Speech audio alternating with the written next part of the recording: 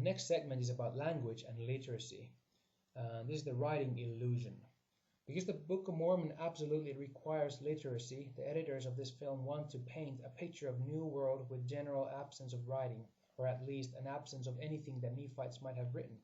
Two expert witnesses are brought in to confirm this idea. First, Dr. Peter Williams from the University of Aberdeen suggests one of the things that is said about the Nephites is that they were a culture with writing. Now, a culture with writing leaves records. And if that number of people did not leave a record, well, I don't think they existed. The next expert, Dr. Simon Gathercole, professor of Old Testament at the University of Aberdeen, agrees. The idea that there could have been an empire that lasted for 1,000 years, that claimed to be literate, and for there to be no historical trace at all is extremely far-fetched. The long textual tradition of the Bible is contrasted with the absence of textual tradition for the Book of Mormon. Murphy opines that the lack of documentary tradition suggests that the Book of Mormon was written in 1830. Now, unmasking this illusion. It is forgivable to hear scholars of the Old World speak with such ease about textual traditions. The Old World is rich in texts. Unfortunately, being an expert in Old World history does not transfer to being one in the New World history. In contrast to the document-rich Old World, the New World is text-poor. With precious exceptions, the texts of the New World have perished either through nature or through Spanish zealotry. The best sources of text are those literally written in stone. These come from the Maya region and date to the Classic period. Very few texts exist for the Book of Mormon times. However, no Mesoamerican scholar believes that writing was invented at the same time the Maya began carving glyphs in stone. The writing on stone came late, but the writing system must have developed earlier. Yet the evidence is lost because the materials the Mesoamericans wrote on have disappeared. John Justison and Terence Kaufman have recently proposed a translation of an Epi-Olmec stela that appears to have glyph forms that predate the Mayan glyphs.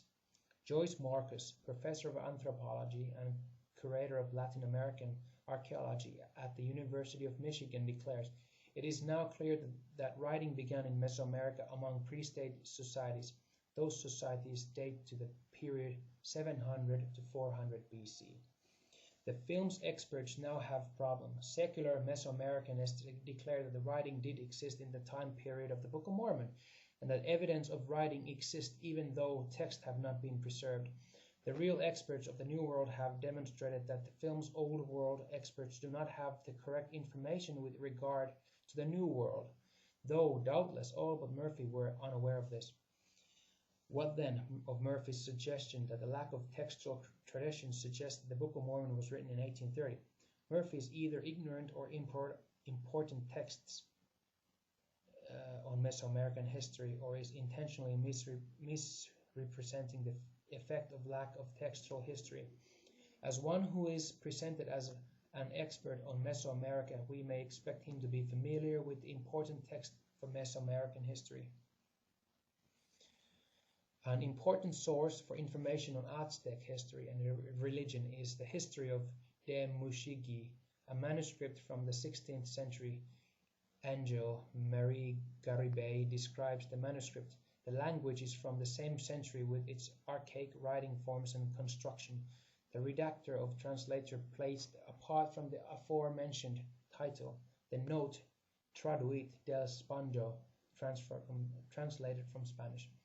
The manuscript is signed in two places by Andres Tevet, who is the presumed translator. This document does not have textual history. It is in the wrong language, was found in the wrong country, and was found later than it purports to have been written.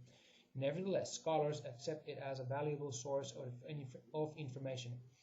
Murphy's statement would have us discard the History de Mechanique and claim that Tevet wrote it rather than translated it. But Murphy would be alone in his claim, should he be so bold as to hold the History de Mechanique to the same standard as he does the Book of Mormon. He is either wrong or ignorant of the way texts are used and evaluated. Another language illusion. The film next emphasizes the Book of Mormon's claim to have been written in Reformed Egyptian. The narrator questions Simon Gathercole, would Hebrew of around about 600 BC know how to write in ancient Reformed Egyptian? He responds, what's ancient Reformed Egyptian? Wilson makes sure that we understand the implication. Linguists and others will state that they've never heard of Reformed Egyptian unless they're Mormon. The reason why the mainstream linguists don't have a thing to say about it is that it is a fictional language. Unmasking this illusion now. Mormon does say that he redacted the Book of Mormon in Reformed Egyptian, but rather than relying on the Living Hope Ministries to depict his words, I will quote them here directly. And now behold, we have written this record according to our knowledge, in the characters which are called among us the Reformed Egyptian, being handed down and altered by us, according to our manner of speech. And if our plates had been sufficiently large, we should have written in Hebrew, but the Hebrew hath been altered by us also.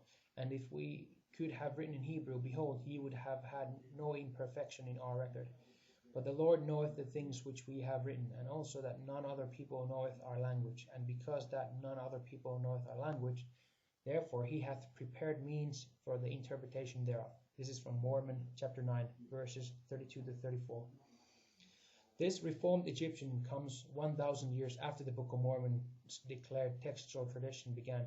When Nephi begins, he indicates that I make a record in the language of my father, which consists of the learning of the Jews and the language of the Egyptians. 1 Nephi chapter 1 and verse 2.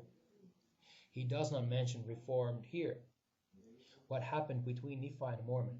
The text says that things have changed. Whatever they called Egyptian had been changed and hence was called Reformed.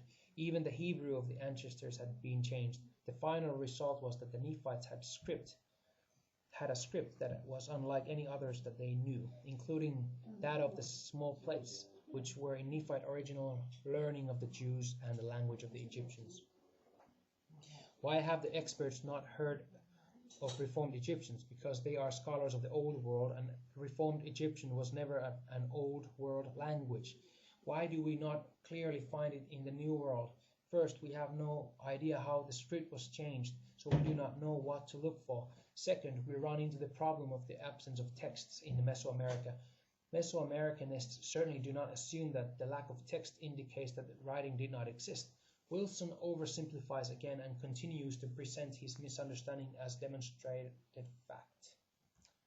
There you go. Next segment is about coins. The illusion is.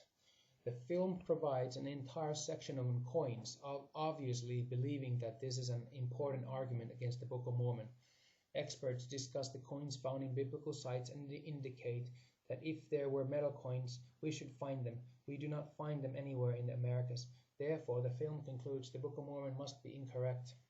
Now, unmasking this false idea.